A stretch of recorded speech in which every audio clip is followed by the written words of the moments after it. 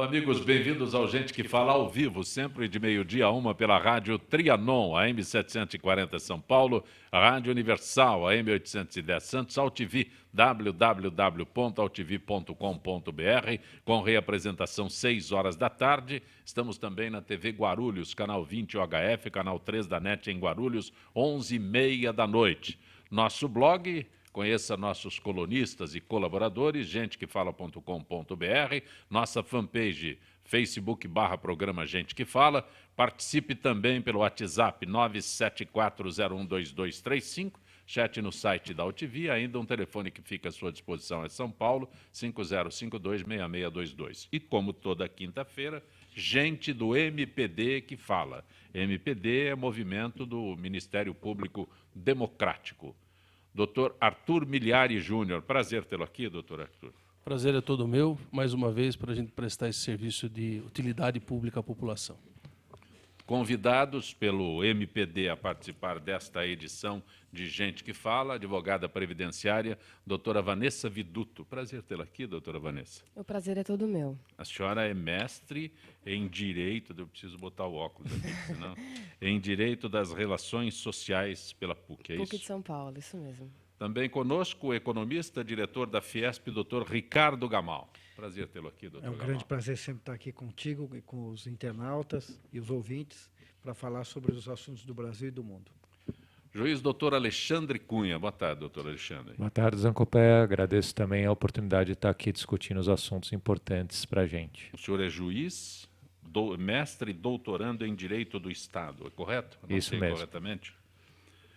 Olha, nós começamos com a informação de que o Ministério Público de São Paulo é favorável à eleição de promotores para cargo de Procurador-Geral de Justiça. Dos 982 votos apurados, 736 foram favoráveis, segundo o promotor de Justiça e presidente do Movimento do Ministério Público Democrático, Dr. Roberto Liviano.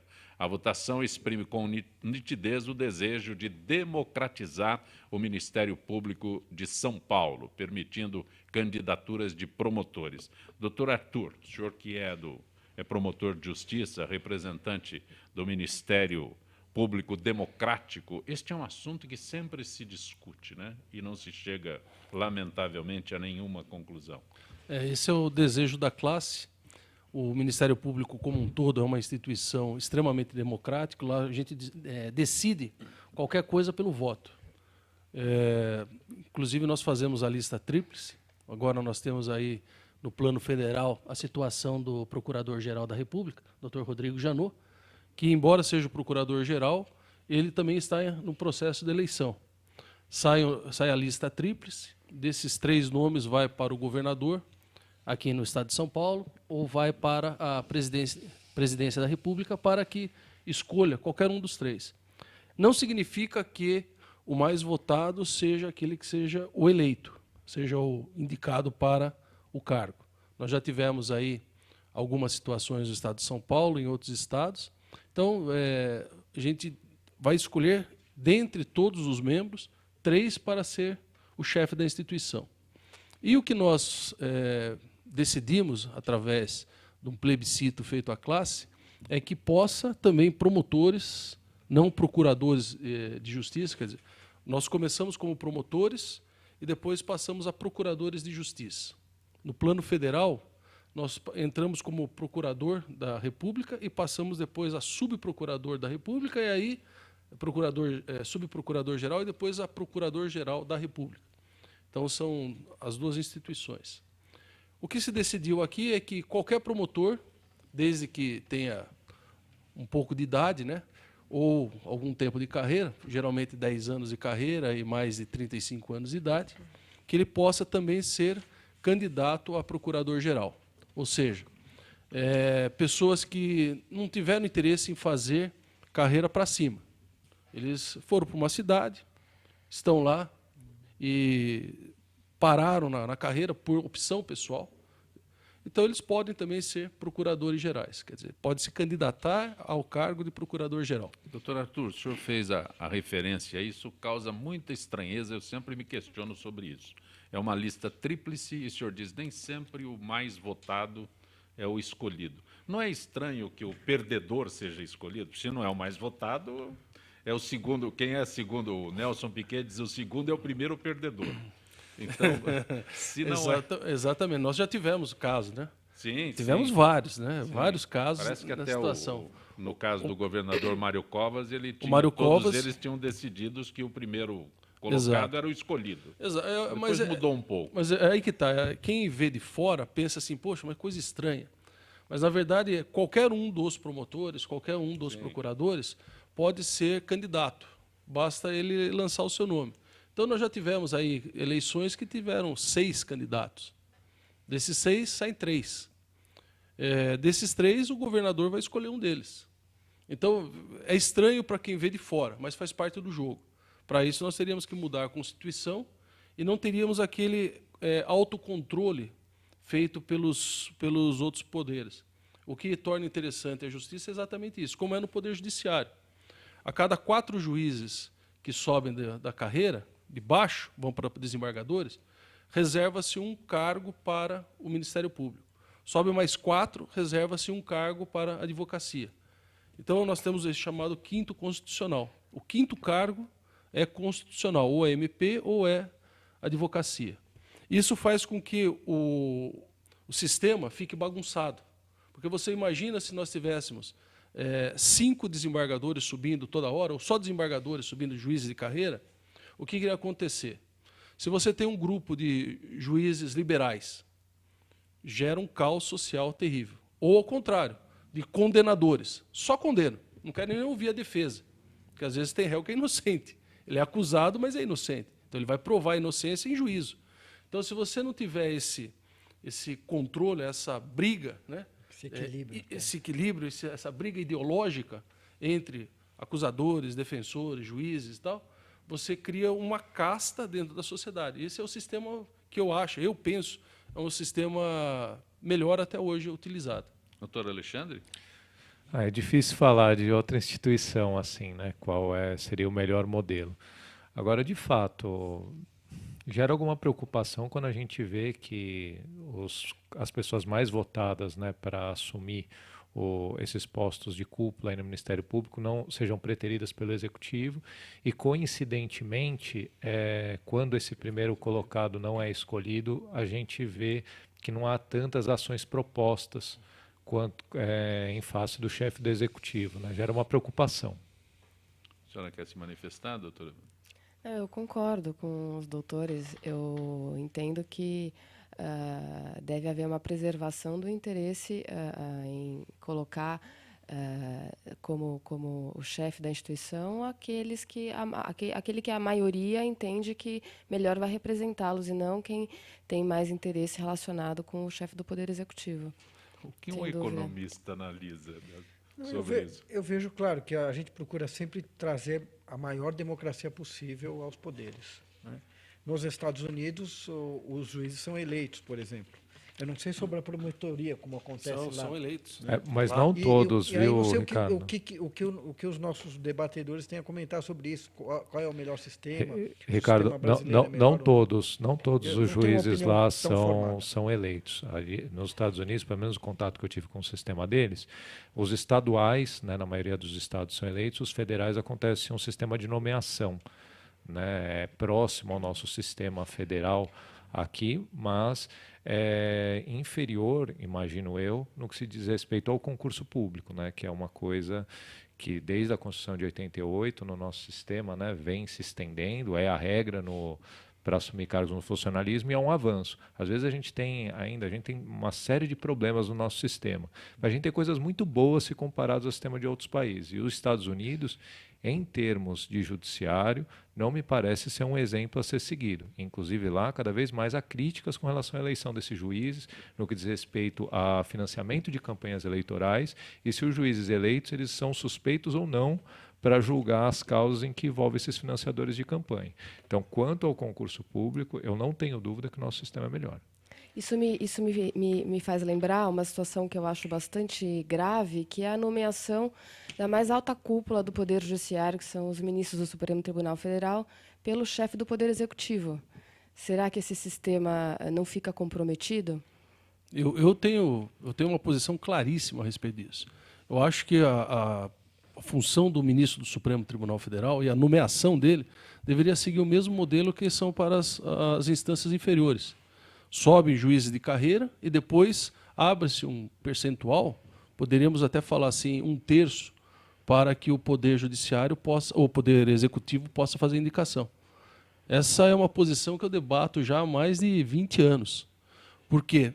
Você colocaria juízes preparados, que vieram do Poder Judiciário, conhecem a sistemática, sabem como é que o processo funciona, esse grupo sobe, e aí, quando esse grupo sobe, reserva-se, vamos dizer, 1/3 para que o Executivo faça a mescla, que não é o que acontece hoje. Hoje nós vemos aí a indicação pura e simples de quem o presidente acha que tem que ser, e de acordo com a filiação, vamos dizer, partidária dele. Doutor Alexandre, o senhor fez uma referência há instantes agora que a literatura, né, que nós recebemos lá dos Estados Unidos, aqueles best-sellers, tratam muito destes assuntos de juízes que são eleitos. O senhor se referiu a financiamentos, financiadores de campanha. Então, é bem um retrato do que nós temos aqui na nossa política. Sim. Não fica longe. Então, isso nós estamos, pelo menos nesse no aspecto, judiciário nós a estamos gente está isentos. livre. E eu só colocaria mais um elemento aqui nesse debate, que é riquíssimo, é que não existe sistema ideal, né? Qualquer escolha que você vai fazer para compor, né, os poderes da República, ele vai trazer benefícios e vai trazer malefícios.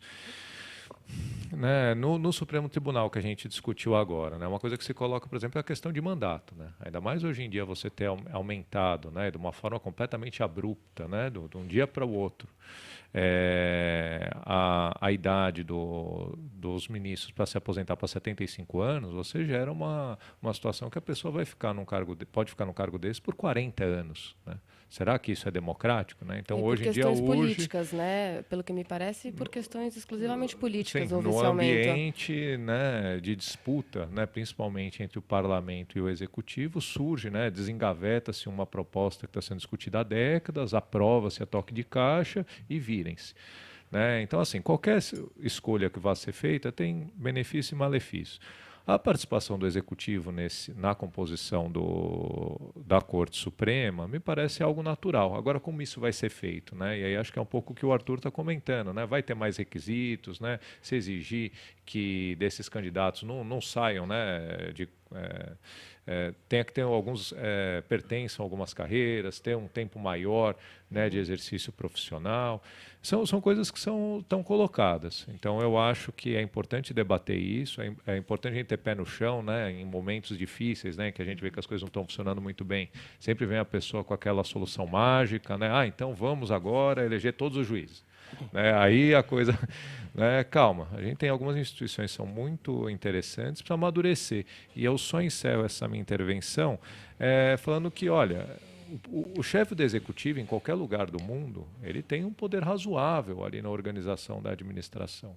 E tem coisas que, se a gente coloca uma pessoa ali que não está inspirada, né, nos melhores princípios republicanos, não tem sistema que salve. Né, porque vai ter a intervenção do executivo. Então a gente sempre torce, e aí, para isso, o controle social é extremamente importante, né, que a gente algumas vezes já viu, né, pessoas que entram naquela lista da imprensa, né, que vão ser nomeáveis para ministro, e já aparecem os escândalos, né, e aí se barra. Porque quando é feita uma escolha ruim para esses cargos de cúpula mesmo, é muito difícil qualquer sistema controlar. Você está acompanhando, como toda quinta-feira, o Gente do MPD que Fala, Ministério Público Democrático. Acompanhe nosso blog, gentequefala.com.br. Doutor Ricardo Gamal, ontem o Banco Central anunciou a elevação da taxa básica de juros, que é a Selic, em mais meio ponto percentual, chegando a 14,25%. É surpreendente isso? Foi anormal? Como é que o senhor analisa isso? O senhor é o economista aqui, convidado do MPD.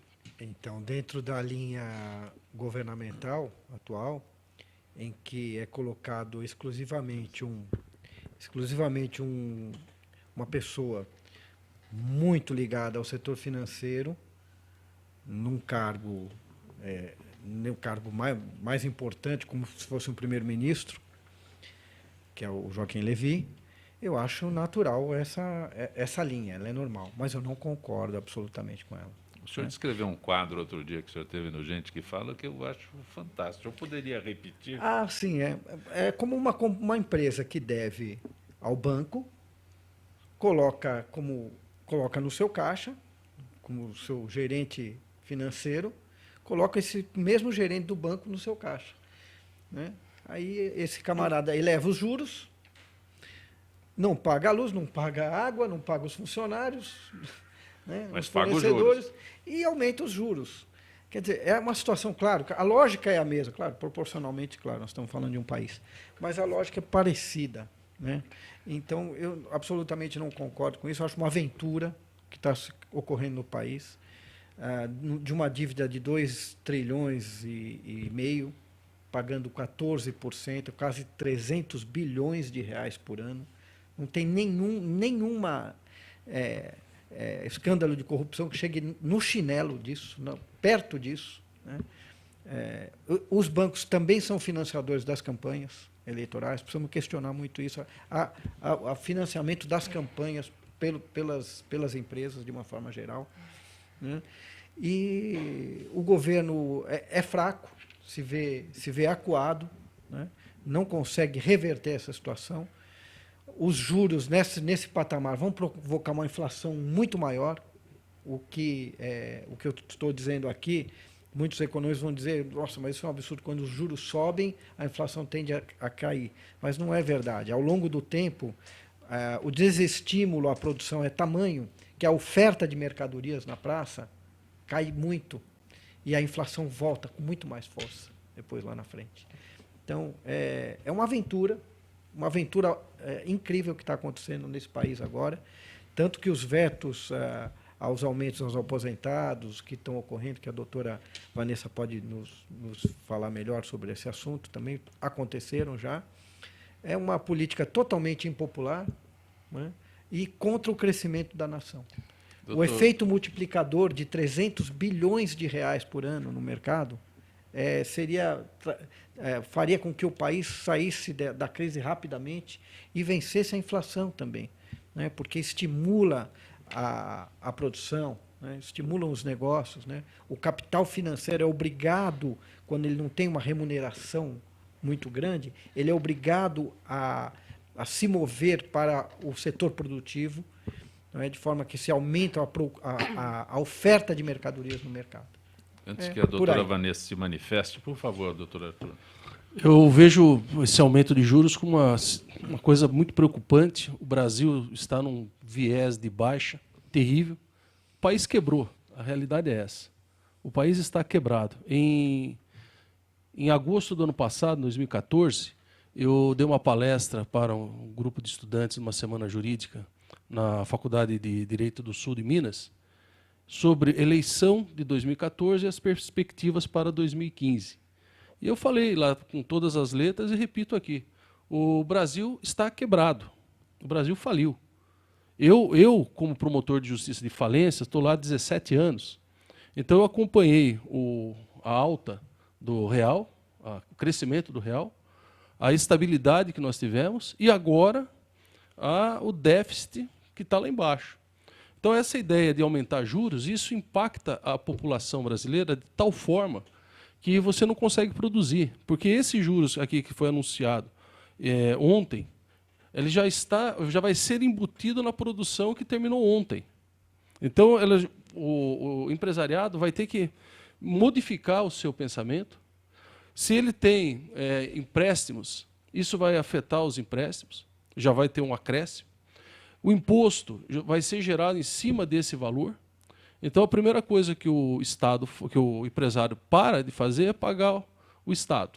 Essa é a primeira coisa. E depois vem a lei draconiana brasileira, dizendo que o sujeito não paga imposto é criminoso. Quer dizer, mas ele é o produtor. E o que o Ricardo falou com relação aos bancos, isso é uma maravilha. Porque se você pegar hoje, eu estava vindo para cá, e eu vi na CBN que o Bradesco aumentou o lucro dele nesse trimestre em, se eu não me engano, que eu não ouvi direito, acho que 18%. Está na CBN de hoje. Falou hoje, agora de pouco. Ora, quem é o único vencedor na batalha dos juros? Quem? Só o setor financeiro. Só o setor financeiro. E o setor financeiro, ele faz o quê? Ele empresta já com aquelas cláusulas de busca e apreensão. Se o sujeito não paga, ele já vai e já faz a execução. Ele e já detalhe, empresta com as garantias. exato, isso chama-se spread. Ele fala assim, é a expectativa que ele tem de que os devedores não vão pagar. Então ele aumenta os juros.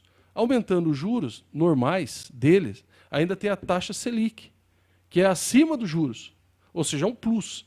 Então o sujeito que vai comprar alguma coisa, ele fala assim, bom, eu vou ter que pagar e já vou pagar mais 14,25 ao ano, quer dizer, um aumento sobre os juros dele. Então ele fala assim, eu não vou comprar.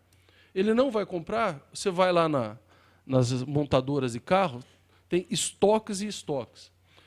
Aí você fala assim, mas é montadora, ele está no mundo inteiro. Não, mas espera um pouquinho só, isso é que eles terceirizam um monte de coisa. Terceirizam o câmbio, terceiriza o motor, terceiriza o pneu, terceiriza a forração. Aquelas pequenas empresas que são fornecedoras, elas falam assim, bom, se eu não tenho pedido, como que eu vou sustentar a minha empresa? Ela para. Ela pega, vai demitindo. Vai demitindo, vai aumentando o número de pessoas que dependem do seguro-desemprego. Seguro-desemprego, o sujeito não trabalhou, não estava contratado, ele não pode receber. Bom, e aí o que acontece? Gera criminalidade. Arthur, só para o ouvinte compreender, porque ninguém tem, claro, o economês que a gente fala, às vezes é incompreensível para o ouvinte normal, né? O que eu estou querendo dizer é o seguinte, o governo deve aos bancos cerca de 2 trilhões e meio de reais, não é?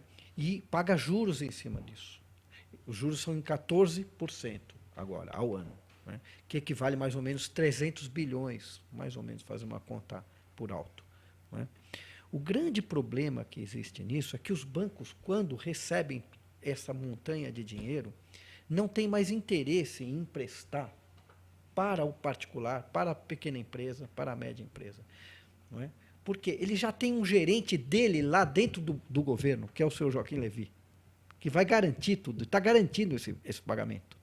Então, não interessa para ele, já tem garantido lá todo o estoque de dinheiro que ele tem, garantido com o governo, que já está pagando uma coisa absurda para ele, né? Então, para ele emprestar, tem que emprestar com todas essas garantias, que o doutor Arthur está levantando, né? E caríssimo ainda, né?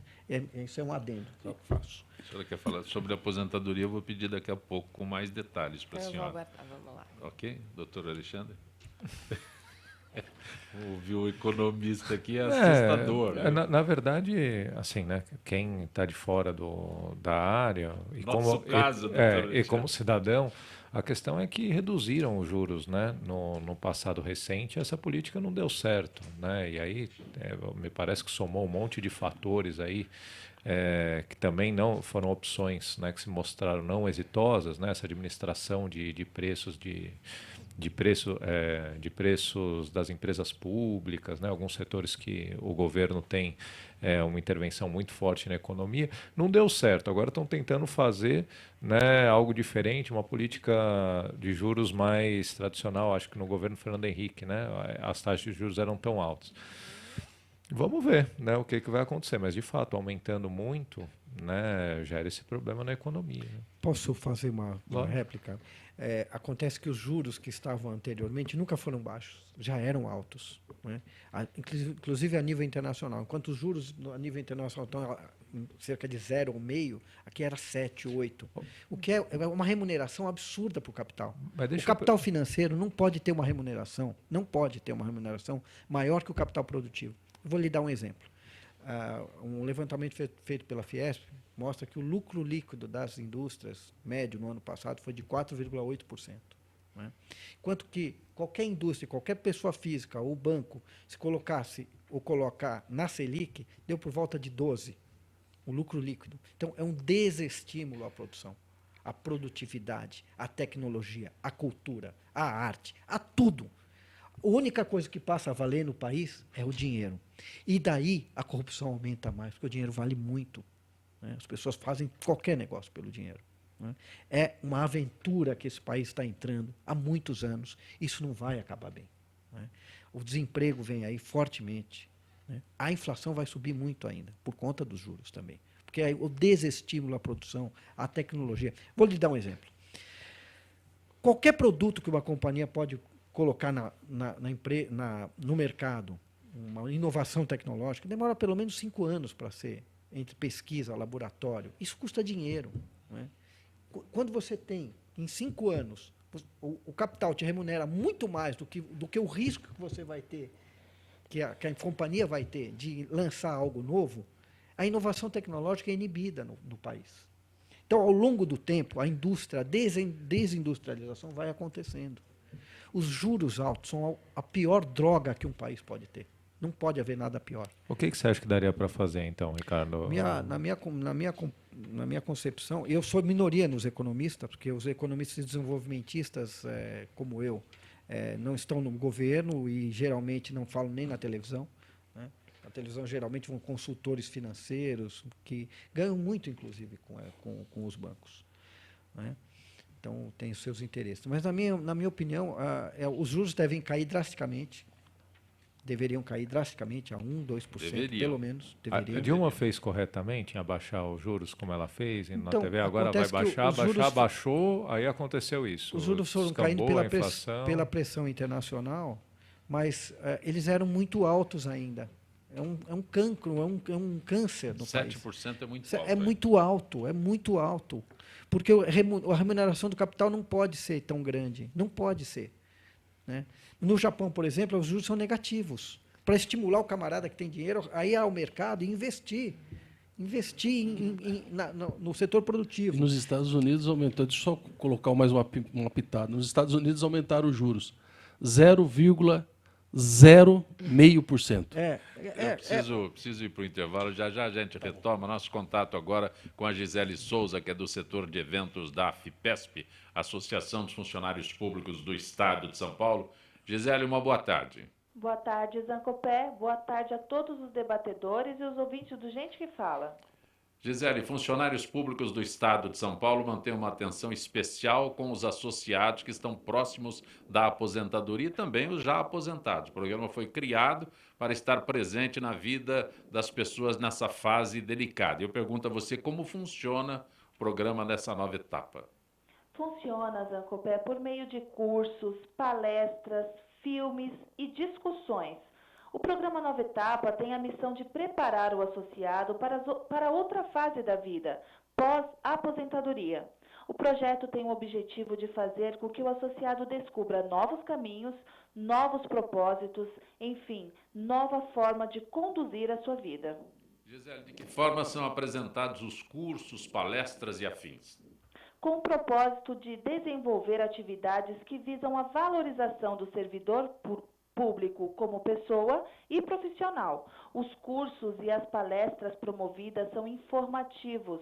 Também buscam ações que buscam melhorar a autoestima, proporcionar metas para planos futuros e familiares, esclarecer dúvidas, auxiliar no planejamento pré- e pós-aposentadoria, sanar questões sobre saúde, hábitos, sugerir opções de lazer, como viagens, assistir a filmes, sempre com a discussão do tema no fim da sessão.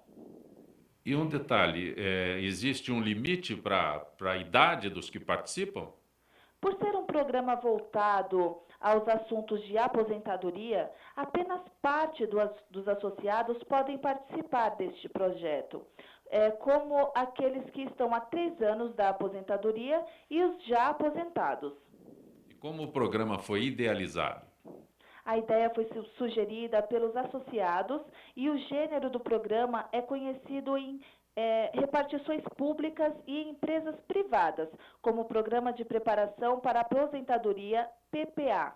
E os interessados em saber mais sobre o programa devem acessar o site www.afipesp.org.br ou ligar no 0800 77 17 144. Gisele, agradeço tua atenção, tua gentileza com Gente que Fala mais uma vez. Uma boa tarde, Gisele. Boa tarde, Zancopé, e boa tarde a todos os ouvintes do Gente que Fala. Gente que Fala retornará em instantes.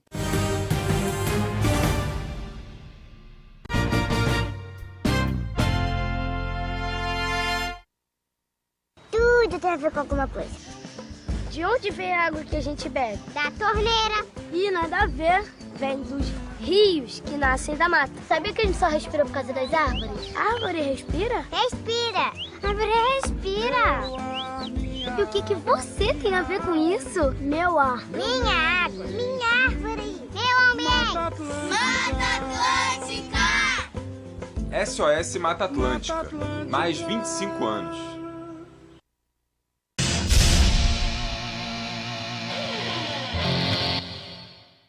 Se você fez alguma cirurgia antes de 1993, você pode ter contraído hepatite C.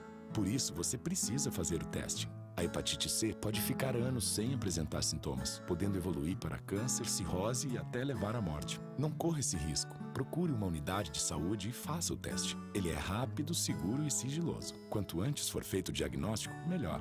Hepatite C. O teste é o primeiro passo para a cura. Ministério da Saúde. É o governo federal trabalhando para o Brasil avançar.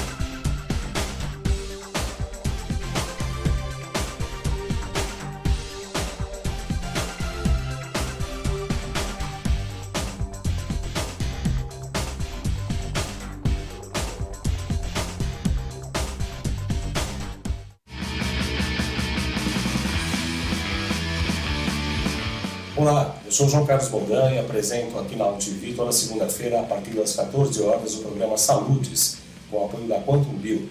Falamos das medicinas ancestrais, como a acupuntura, que é a minha especialidade, mas também de medicina quântica, biorressonância, biofísica, para a qualidade de vida e saúde. Venha com a gente toda segunda, às 14 horas, aqui na UTV.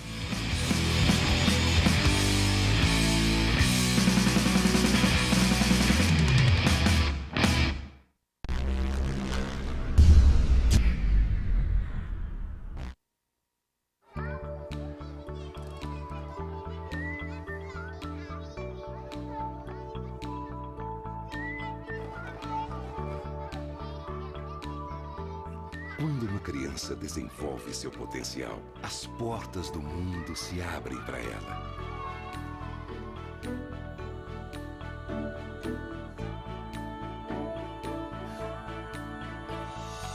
As possibilidades são infinitas e ela começa a construir o mundo em que quer viver. Ela aprende que pode transformar vidas, começando pela própria. E acreditar que o impossível é possível. Cada criança na escola é um potencial a ser descoberto.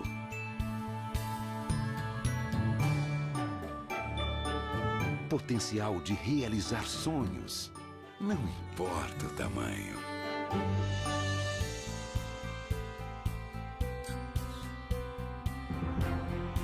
É hora de despertar o potencial das novas gerações.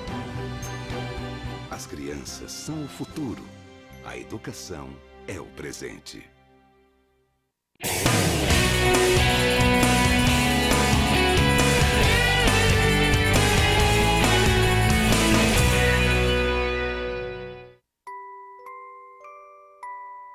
As nossas recordações são os nossos maiores tesouros. Carregamos durante toda a nossa vida. Manipular, distorcer ou implantar falsas memórias, além de ser uma violência, é crime. Somos responsáveis por esse tesouro. Não promova alienação parental.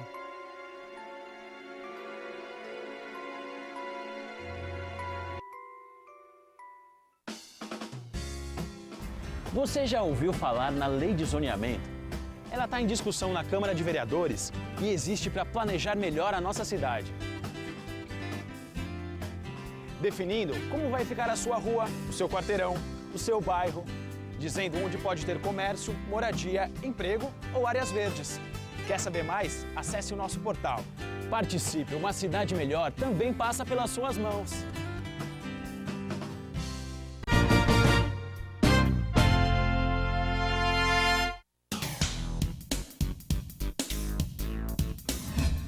Eu sou Cláudio Longo. Eu, Paulo D'Angelo. E eu sou Tarso Gouveia. Nós apresentamos todas as terças-feiras, às 9 da noite, aqui na altv.com.br, o Família Palestra TV, um programa esportivo onde você sabe de tudo sobre o Palmeiras, aqui na TV da internet.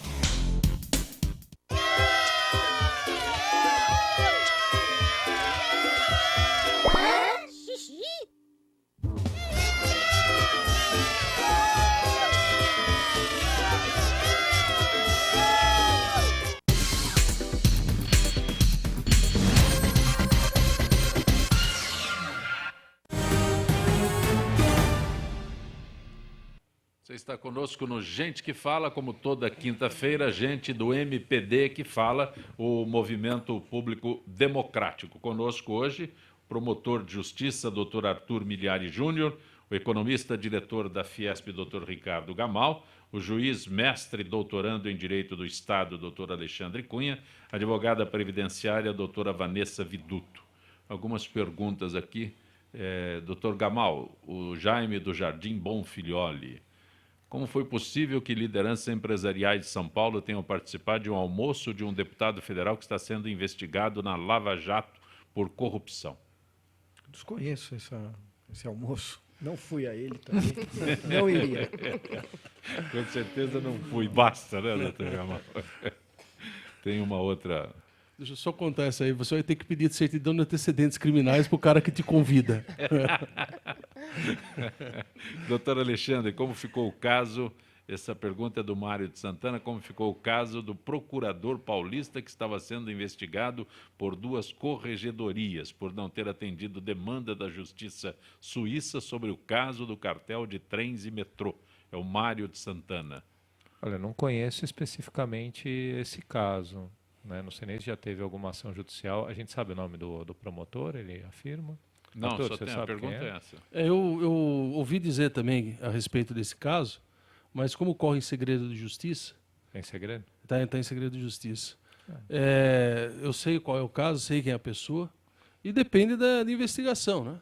É aquilo que a gente fala, né? Como está correndo, é difícil a gente fazer um juízo de valor, mas está em investigação. Evidentemente que, se o sujeito for considerado culpado, como é o caso, até um dia desse estava lembrando que teve um colega que foi acusado de corrupção, foi mandado embora, perdeu a aposentadoria, e um dia desses eu encontrei ele no fórum advogando. É o que eu falo, a OAB é um grande guarda-chuva e recebe todo mundo. Teve um sujeito que era delegado de polícia, prendia o sujeito, um policial federal prendia o sujeito, o outro investigador preso, como todos eles são bacharéis em direito, termina, sai de lá, fala assim, bom, já passou o período depurador, vamos embora agora para a OAB e estão advogando. Eu só acrescentaria também, assim, enfim, todas as instituições, né, que é formada por homens, pode haver seus desvios, né? O importante é que haja apuração, né, e seja aplicada a punição. Infelizmente, né, a tradição que a gente ainda tem aqui de aplicação do direito é muito leniente com pessoas que ocupam postos importantes na República, né? Felizmente parece que a gente está no ponto de inflexão, isso está melhorando, né? E vamos torcer que, se o promotor aí, né, envolvido na acusação tiver ficar comprovado contra ele algum ilícito, que ele seja punido, né? É isso que a gente aguarda. Doutor Gamal, Roberto Mendes de Lausanne.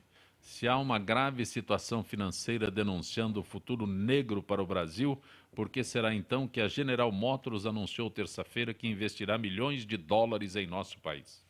Tomara que invista, porque o país é muito maior do que a crise sempre foi, né? Aliás, é por isso mesmo que o setor financeiro abusa tanto, né? Vai até o limite, né, de esgotamento da nação. Mas o país é muito rico, eu acredito ainda no país, eu acho que o futuro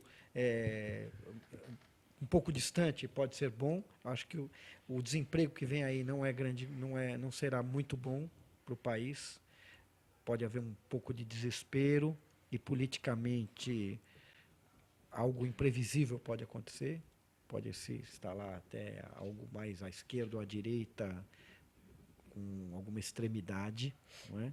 Porque quando ocorre o desemprego forte e o desespero toma conta das famílias, não é brincadeira para uma nação. Então, essa aventura, eu repito, é uma aventura essa questão das taxas de juros, mas é perfeitamente reversível. Aliás, essas companhias que vêm de fora aproveitam até a oportunidade, não é? Porque o capital para elas custa zero, ou muito pouco, não é?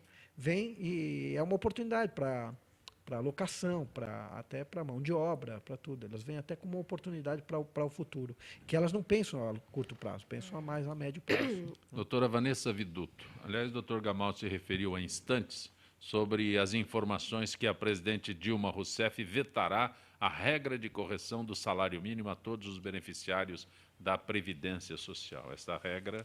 Ela já vetou. Ela já vetou, né? Exatamente. É por isso que o Salomão Esper diz que a gente, pior que quem não lê, é quem lê apenas um jornal. Porque que a foi Folha está hoje, dizendo que né? vai vetar e o Estadão já trouxe hoje. como vetado. Bom, vamos lá, vamos tentar explicar o que acontece.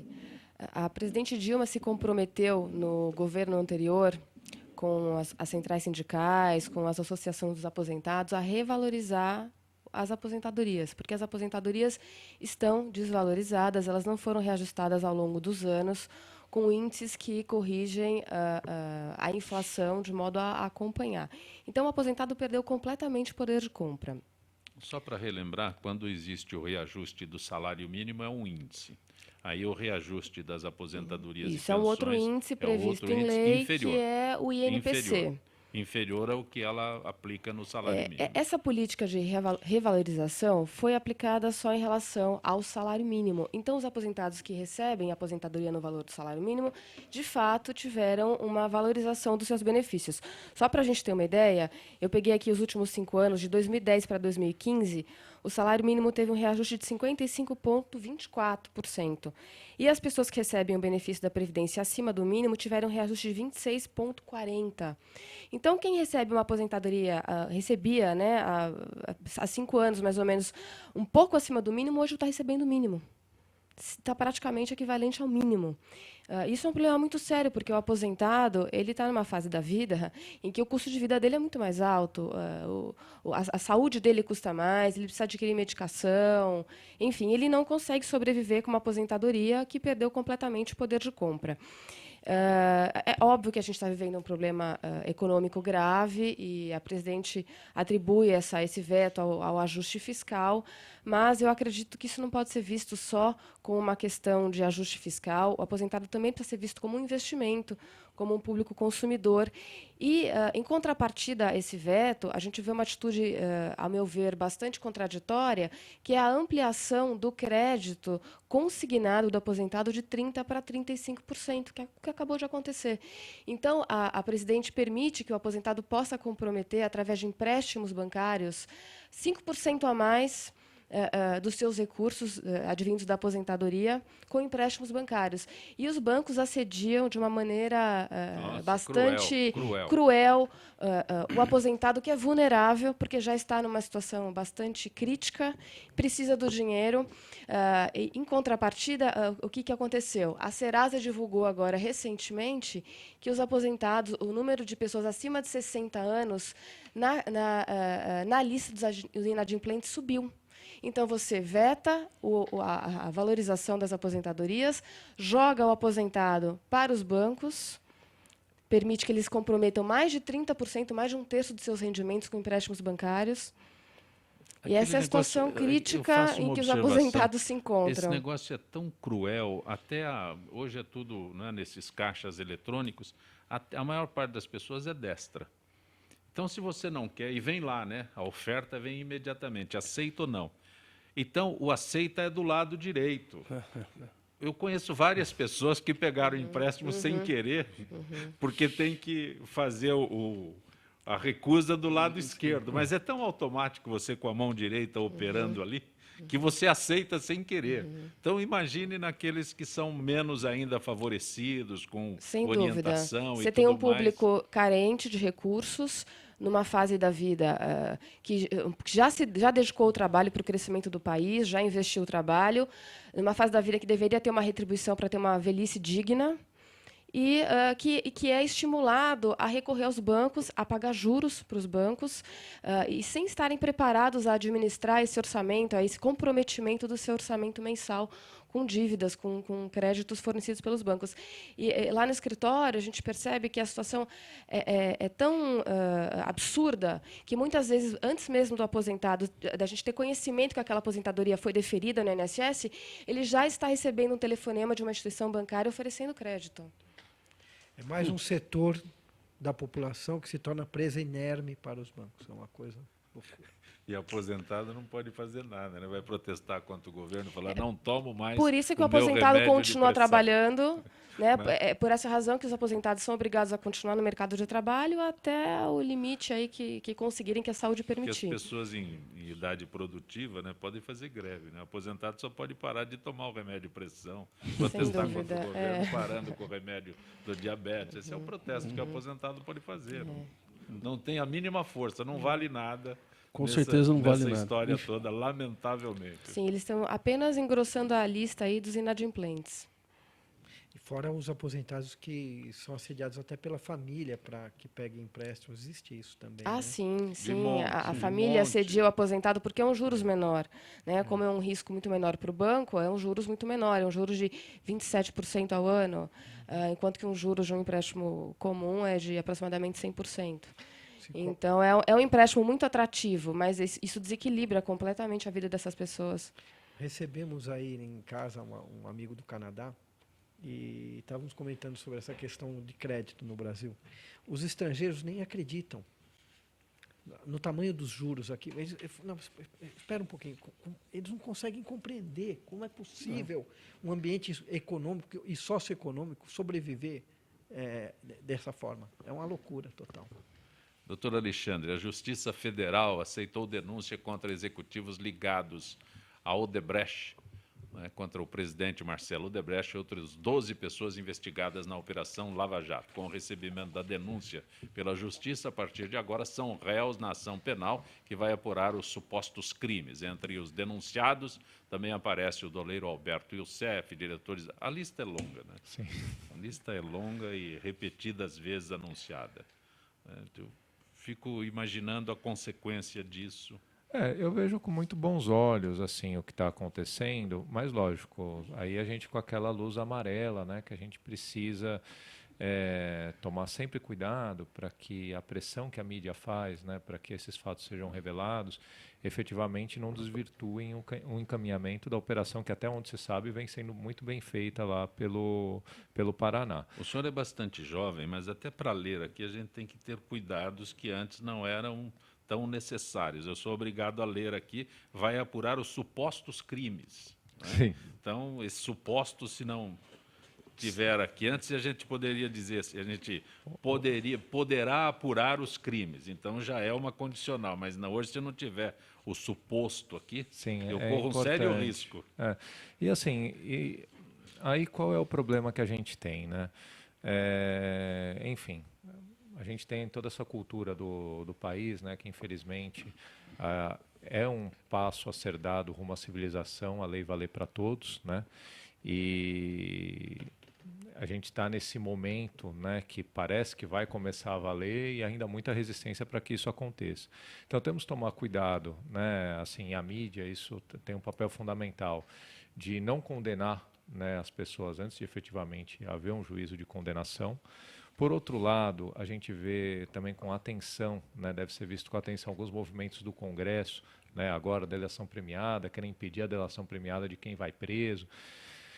Gente, assim, mais instâncias recursais que tem o nosso país, Eu desconheço no mundo inteiro, né? Então não é, a Justiça do Paraná que está determinando essas prisões e está vendo as delações. Tudo isso está sendo passado por via de recurso pelo Tribunal Regional Federal pertinente. Isso ainda vai para o STJ e para o STF. Então, quer dizer, mais controle sobre o que está acontecendo me parece praticamente impossível, né? Então existe controle. Se a pessoa está presa, é porque, né, em princípio, né, determinado por um juiz de direito imparcial, é porque havia os motivos legais para tanto, né? Se não for o caso de prisão, essa pessoa vai ser solta, né? E com essa possibilidade de recursos que existe. Então, o problema me parece que é esse, né? Aí a gente, com o Congresso do jeito que está ultimamente, né, essa briga, e às vezes com congressistas de alto escalão também objeto dessas apurações, eu acho que a gente tem que ter muita atenção com as alterações na legislação que estão sendo perseguidas. Doutor Arthur? O Ministério Público ele está fazendo um trabalho junto com a Polícia Federal. Eu via o Procurador da República fazendo todo aquele quadro, colocando por onde passou o dinheiro, por onde veio, por onde vai, quem fez, quem deixou de fazer. Então, é um trabalho muito meticuloso. E o que acontece é que, por enquanto, nós estamos na fase, agora, com o recebimento da denúncia, com a fase já da ação penal. Então, como aconteceu no caso do Mensalão, nós vamos ter aí um longo caminho de debates entre advogados e procuradores. Depois nós vamos ter um recurso que não teve no Mensalão, porque foi julgado direto no Supremo. Aí nós vamos ter, como disse o Alexandre, né, várias instâncias, e aqui no Brasil esse é um grande problema, porque na Inglaterra nós temos uma coisa que é maravilhosa, é a efetividade da sentença. Autoexecutável. O juiz decreta a prisão, ou fala assim, julgo procedente a ação penal, o sujeito sai preso. Nos Estados Unidos, em alguns estados, também funciona dessa maneira. Aqui nós temos que fazer uma série de mudanças. O Alexandre é muito novinho. No Canadá, o condenado se apresenta. Obrigado. Né? Porque senão ele sai do sistema do governo. Não, na Itália, o sistema italiano é o seguinte, que o sujeito é preso em flagrante, a primeira coisa que ele faz é, se ele não se autoacusar, ele responde também por conta de movimentar a máquina judiciária. É muito interessante alguns sistemas. Mas, como disse, o Alexandre é novinho, a Vanessa também, mas nós vamos lembrar de uma situação que você falou agora, Alexandre, de passagem, que o Congresso quer mudar a lei. Mas você deve ter, como você é estudioso, você lembra do Sérgio Eduardo Paranhos Fleury, que foi preso, delegado de polícia, foi preso. Quando ele foi preso, na ditadura, em plena época de ditadura, em 73, no auge da ditadura, ele foi preso e modificaram a lei. Modificaram o Código de Processo Penal, que antes todo mundo respondia preso. A partir do momento que ele foi preso, acusado, né, na época de chefiar o Esquadrão da Morte, que diziam que não existia o Esquadrão da Morte, ou ele era um dos membros do Esquadrão da Morte, não vamos dizer chefiar, mas um dos membros, automaticamente mudou o Código de Processo Penal. Quando você colocava todos eles para dentro da cadeia, todos os réus para dentro da cadeia, e se fazia investigação nos crimes graves, inverteu-se a ordem. A exceção era prender e a regra era todos na rua. Isso perdurou até 1984, quando veio depois uma mudança no Código Penal, em que aí reforçou mais ainda a situação. Todos ficam na rua. A exceção é prender. Então, quando alguém vai preso nesse país, né, eu até brinco com meus alunos, né? Mas quem que fica preso nesse país? E agora, com essa série de prisões que estão acontecendo, até um empresário, quando foi preso, ele falou assim, mas eu sou dono da construtora tal. Que país é esse? Quer dizer, eu sou amigo do rei, eu não posso ir preso. Eu sou dono da construtora que fez o presídio. Né? Mais ou menos isso. Provavelmente. Doutora Vanessa Vidotto, nós falamos aqui sobre esse veto ao reajuste das aposentadorias e pensões com relação ao salário mínimo, e a regra do 85-95 está sacramentada? Ela está valendo porque ela entrou em vigor através de uma medida provisória que passa a ser aplicada imediatamente, mas ela ainda precisa ser chancelada pelo Congresso e novamente submetida à presidente Dilma. Mas ela já está em vigor.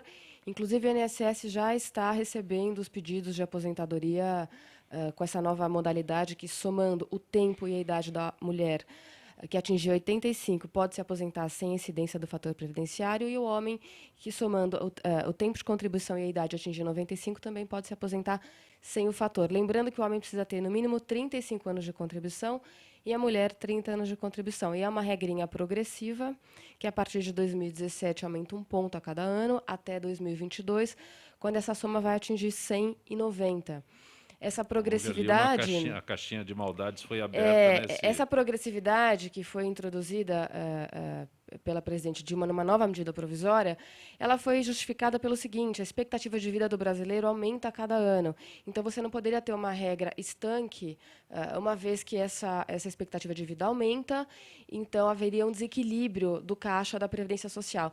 Mas é óbvio que a expectativa de vida não aumenta 1 ano a cada ano. Então, é desproporcional essa regra.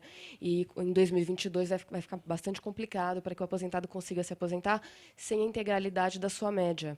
Porque o que é esse fator previdenciário? Explicando rapidamente. É uma fórmula que foi introduzida em 1999 para retardar a aposentadoria dos trabalhadores.